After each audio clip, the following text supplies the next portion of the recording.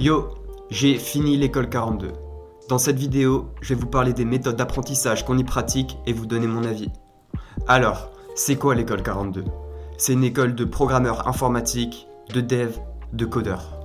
Elle a été fondée en 2013 par 4 personnes dont Xavier Niel, avec un premier campus à Paris, là où j'ai fait mes études.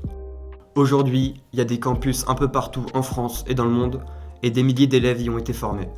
C'est une école gratuite avec un concours d'entrée appelé la piscine. Simple et efficace, pendant 4 semaines, on est plongé dans le grand bain de l'école et on y apprend à coder de zéro. Le campus de Paris, et les autres aussi normalement, est ouvert 24 heures sur 24, tous les jours de l'année. On y trouve de grandes salles, pleines d'ordinateurs auxquels les élèves peuvent se connecter librement et des espaces de repos. En ce moment, notre cher campus est en travaux pour agrandissement, donc on est relocalisé dans des bâtiments de l'autre côté de la rue. Les salles sont plus petites, mais il y en a plus. Bon, comment fonctionne l'enseignement à 42 ? On y apprend par projet. Donc on a des objectifs à atteindre avec seulement un cahier des charges et des contraintes comme indication. La principale suite de projet s'appelle le tronc commun. Tous les élèves doivent le valider sous peine d'être virés. On commence au milieu et on s'excentre au fur et à mesure de notre avancement. Pour passer au cercle suivant, on doit valider tous les projets qui y sont présents. Certains projets sont à choisir parmi plusieurs qui traitent de la même notion. Il y a aussi des examens, des mini-versions de projets déjà rendus, qu'on doit faire en présentiel le mardi ou le jeudi sur des ordinateurs en mode examen, sans accès à des notes, à internet ou à de l'aide, et surveillés. On doit les faire en une seule fois, mais on a le droit à autant d'essais que possible. Ce sont des checks de connaissances en gros. En général, on rend un seul grand programme par projet, mais il y a différents formats, comme des suites de petits exercices. On est totalement libre dans la façon dont on répond au sujet, du moment qu'on respecte le cahier des charges et les contraintes. Pour simplifier, on a une grande notion à comprendre et plusieurs manières de l'implémenter. Hop, on lit le sujet, on travaille, on règle les bugs et les erreurs, on rend le projet et on passe au suivant. Mais comment on sait répondre au sujet ? Comment on apprend une nouvelle notion ? Première étape, on cherche de son côté, on teste, on construit avec ce qu'on sait. On apprend aussi à faire des recherches sur internet, à lire de la documentation et des manuels de fonction. Je vous conseille vraiment pas d'utiliser des IA, des intelligences artificielles comme ChatGPT ou GitHub Copilot en permanence. Si vous comprenez pas quelque chose, ça va juste vous mâcher le travail. Vous allez perdre une majorité de cette partie de test et de recherche. Pourtant, c'est à ce moment que le cerveau fonctionne le plus, et c'est là qu'on assimile les connaissances. Les IA sont des outils durs à bien utiliser. Deuxième étape, en discuter entre étudiants. À l'école, il n'y a pas de professeur pour nous guider. 42 se base sur le peer-to-peer, l'apprentissage entre pairs. Juste en discutant entre collègues, en demandant de l'aide, ou à l'inverse, en expliquant des choses, on va s'approprier les notions qu'on utilise. L'apprentissage par projet fonctionne en harmonie avec le peer-to-peer. Comme on passe des périodes d'une semaine à plusieurs mois sur le même projet, on va rester un long moment plongé dans les mêmes notions. Donc il y a plus de chances que nos collègues soient exactement sur les mêmes problèmes que nous. C'est aussi plus simple de s'en souvenir que d'un exercice parmi d'autres. En informatique, on évoque souvent la méthode du canard en plastique, qui, quand on est bloqué dans son travail, consiste à parler à n'importe quoi.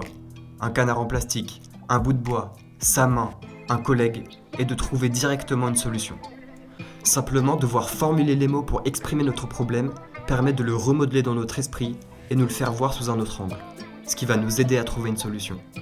Le peer-to-peer, c'est la méthode du canard en plastique à deux. Bon, je trouve que c'est une façon de faire qui me convient. Déjà parce que j'apprends mieux dans une discussion, je suis assez curieux, et on met naturellement en place une sorte de méthode critique scientifique. Parce que la vie d'un dev, surtout au début, c'est tenter des choses qui vont rater pour les réparer et ensuite faire de plus grandes choses qui vont rater.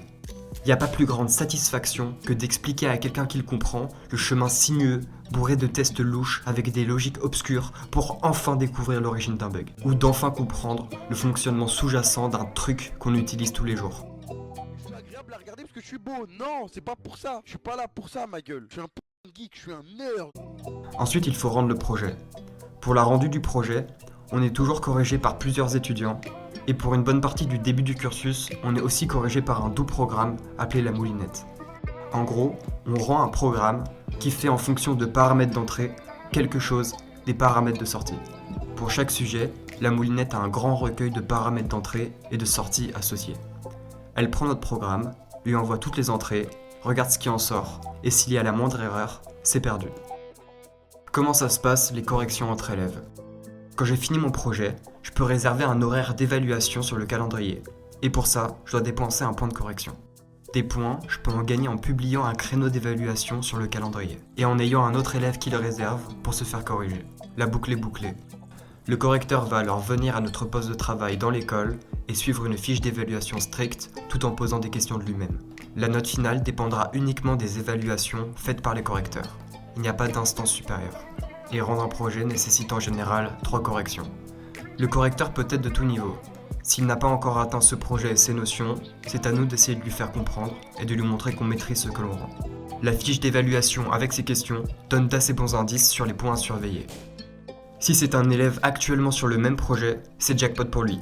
Il va sûrement avoir plein de questions techniques sur les méthodes qu'on a utilisées et va peut-être pouvoir trouver la réponse à l'un de ses problèmes.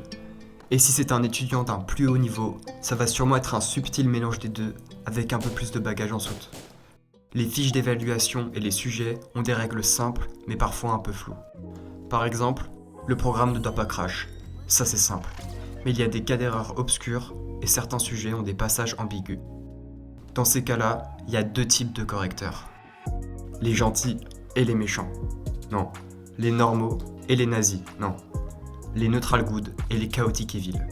Bref, les sympas et les stricts.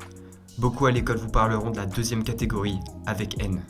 Pour illustrer, s'il y a une légère erreur ou un oubli, un correcteur sympa pourrait essayer de vous laisser le régler en direct. Ou, s'il juge que ce n'est pas dans les limites du sujet, ne pas le prendre en compte. Un correcteur strict ne vous laissera jamais cette chance, et va même chercher la moindre petite bête, la moindre petite erreur pour réussir à vous mettre 0. Je pense que c'est une belle chose que ces castes se soient formés. Mais faut faire attention aux extrêmes. Être trop sympa, laisser passer les erreurs ou ne même pas les vérifier, c'est mauvais. Être trop strict, utiliser des notions en dehors des limites du sujet pour le faire crash ou ne jamais laisser passer la moindre petite erreur ou oubli, c'est aussi mauvais je trouve. C'est une bonne chose que les corrections demandent parfois de devoir argumenter, parfois de devoir défendre son code ou sa vision du sujet. Il faut juste que ça n'arrive pas trop souvent. Qu'est-ce qui nous motive autre que notre soif d'apprendre ? En piscine, on a un temps limité pour faire ses preuves, 4 semaines. Une fois étudiant, on a aussi une contrainte de temps. Le black hole est la date à laquelle un étudiant sera viré. On commence avec environ 2 mois d'avance, et à chaque rendu de projet, on repousse cette date. Et ce jusqu'à avoir rendu FT Transcendance, le dernier projet du tronc commun, et d'être libéré du black hole. À ce moment-là, il y a les titres RNCP qui, pour être obtenus, nécessitent de rendre certains projets, mais on en reparlera plus tard. Rendre un projet donne en fonction de sa difficulté et de sa note des points d'expérience qui font monter notre niveau dans l'école. En plus de ça, ça donne des points de coalition, nos maisons de Poudlard en gros. Les élèves de celle avec le plus de points ont un bonus d'obtention d'expérience de 4,2%. Et les jours de black hole donnés par un projet dépendent uniquement du gain d'expérience. Il y a aussi des succès, des achievements, des défis, ou encore un diagramme de ses compétences. Bref, l'école est gamifiée, c'est un point que j'aime bien, donc je partage. Mais qu'est-ce qu'on apprend vraiment à 42 ? Je l'attendais cette question. À 42, on apprend principalement le C et le C++, 2 langages de programmation. Les meilleurs si vous voulez mon avis. Est-ce que le cadeau est pour vous ? Très proche de ce que fait vraiment votre machine, les maîtriser va vous permettre de comprendre la logique fondamentale de l'informatique, donc des connaissances utiles dans tous les domaines, mais aussi pour les autres langages de programmation. Comme notion, on voit entre autres les pointeurs, les adresses, les threads, on fait du shell, on utilise des VM, Docker, on fait pas mal de graphiques et surtout, on devient à l'aise avec la manipulation de données. On travaille sous Linux avec du bash et Git. Alors, quand je dis que j'ai fini l'école, c'est pas totalement vrai. Déjà parce que c'est quoi finir l'école 42 ? Valider le tronc commun ? Partir en sachant qu'on a eu tout ce que l'école pouvait nous donner ? Ou encore valider un titre RNCP après plusieurs stages et alternances ? Un équivalent Bac+3-4 ou Bac+5. Dans cette vidéo, pour avoir un meilleur titre, j'ai décidé que ce serait d'avoir fini le tronc commun. Mais j'ai plusieurs amis qui sont partis avant la fin et ont trouvé du travail dans le dev. Est-ce qu'ils n'ont pour autant pas fini 42 ? Je sais pas. Est-ce que j'ai fini 42 ? Je sais pas non plus. Après, sur l'intranet de l'école, il y a marqué qu'ils sont black hole. Alors que moi, si j'arrête de rendre des projets, je serai alumni, aka ancien élève. Ça fait réfléchir. Avant de conclure, je vais vous exprimer mon avis sur l'enseignement à 42 à travers la norme. La norme, c'est l'ensemble des règles d'écriture mandatées par l'école que l'on doit suivre quand on rend un projet.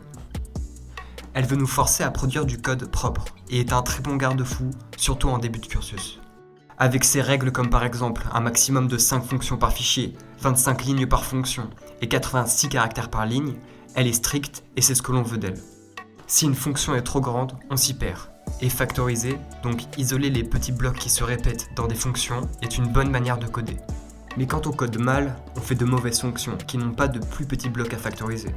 Alors on coupe salement une fonction en bloc si elle est trop grande. Ou alors, si elle dépasse légèrement le maximum, on va gratter des lignes. Parfois même, gratter des caractères. Même en codant proprement, ça pourrait arriver si on ne fait pas attention. Donc certains vont se casser la tête à coder directement à la norme, alors qu'ils ont déjà des problèmes avec leur propre projet. Et d'autres vont totalement l'ignorer, et vont devoir passer des heures à normer leurs fichiers avant de pouvoir rendre. Donc l'outil pour nous aider à mieux coder peut nous ralentir dans notre développement, ou même nous pousser à produire du code encore plus sale. Au final, tous les étudiants sortiront de l'école en codant assez proprement. Ce dilemme illustre la difficulté à trouver la ou les bonnes solutions à un problème. Mais je trouve que l'école a une bonne réponse comme celle-ci pour chaque facette de l'enseignement. Bon, pour conclure, je pense que c'est une bonne école. On y apprend beaucoup sur soi et ses motivations, en plus de notions de code qui me paraissent maintenant vraiment incontournables. J'y aime beaucoup les méthodes d'apprentissage. Dans le tronc commun, dont ma promo a été les bêta-testeurs et qui évolue encore beaucoup aujourd'hui, il y a des projets que j'ai adorés et d'autres que j'ai détesté faire. Mais ça m'a apporté une bonne base de connaissances variées et j'ai quand même pu développer mes goûts sur ce que j'aime et ce que j'aime pas faire. J'aurais aimé avoir été sur l'ancien cursus plus libre qui m'avait fait rêver, mais bon. L'école fonctionne bien parce que les gens sont motivés et il y a une superbe ambiance technologie, où tout le monde apporte sa petite touche. Il faut faire attention à pas tomber dans la flemme, il y a encore quelques défauts c'est sûr, mais ça rivalise largement avec une école payante et on peut simplement la finir plus vite en travaillant plus vite.